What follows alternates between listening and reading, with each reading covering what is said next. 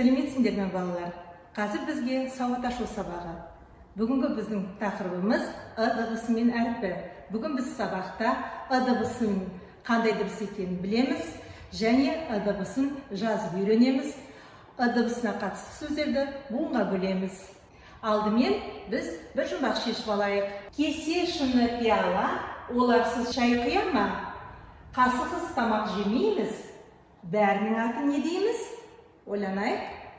Жақсы, ыдыс. Ал енді ыдыс деген сөзді буынға бөлейікші.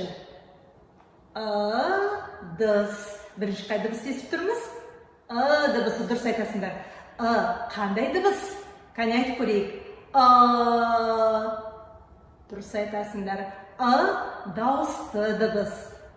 Ны біз қызыл түспен белгілейміз. Мына жерде ненің суретін көріп тұрсыңдар? Ыдыстар. Қане айтайық. Ыдыс. Ыдыс дегенде сөздің қай жерде кездесіп тұр? Сөздің басында. Тамаша.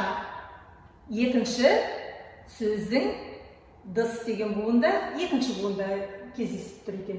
Шаңғы. Шаңғы деген сөзді буынға бөлейік.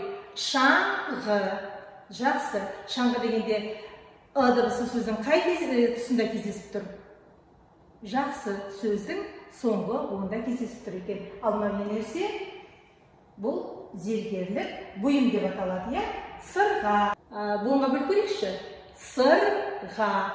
Дыбысы қай буында естіліп тұр? Бірінші буында естіліп тұр. Тамаша. Ендеше дыбысы сөздің басында, ортасында, соңында кездеседі екен. Жақсы. Қазір дәптерге дыбысы, әрпін жазып көрейік. Әрпінің мынау жазбаша түрі, ал мынау әрпінің баспаша түрі. Дәптерімізді ашайық, салақтықтан қашайық, қолға қалам алайық, көркем етіп жазайық. Әрпін әдемілеп тұрып дәптерімізге жазайық. Енді дыбысына байланысты сөздерді оқиық. Ыдыс, ыдыстар, ырыс, ырысты, сыр, сырды, сары, тары. Енді мәтін оқиық. Ырысты алтыда. Ырысты алтыда. Анасы асыл ауылда сатушы. Анасы асыл ауылда сатушы. Ол ыдыс сатады. Ол ыдыс сатады. Ырысты анасына. Ал мына жерге қандай сөзді қоямыз? Ол не істеуі мүмкін анасына? Жақсы, ол анасына көмектесті.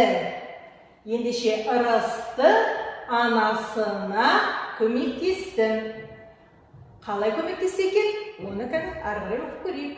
Ол ыдысты орады. Ол ыдысты орады. Қазір сөздерді буынға бөлейік. Сатушы, суарды, ыдыстар деген сөзді. Қане? Сатушы, суарды, ыдыстар. Келесі тапсырма. Дауысты, дауыссыз дыбыстарды белгілеуіміз керек. Осы сатушы, суарды, ыдыстар деген сөздерді әрбір дыбысқа қатысты дауысты, дауыссыз белгілерді белгілейміз. Сөйлем қайта айтсаңыз. Дауысты, дауыссыз дыбыстарды белгілейміз. Сатушы, суарды, ыдыстар деген сөздер берілген. Осыларға дыбыстық талдау жасайық.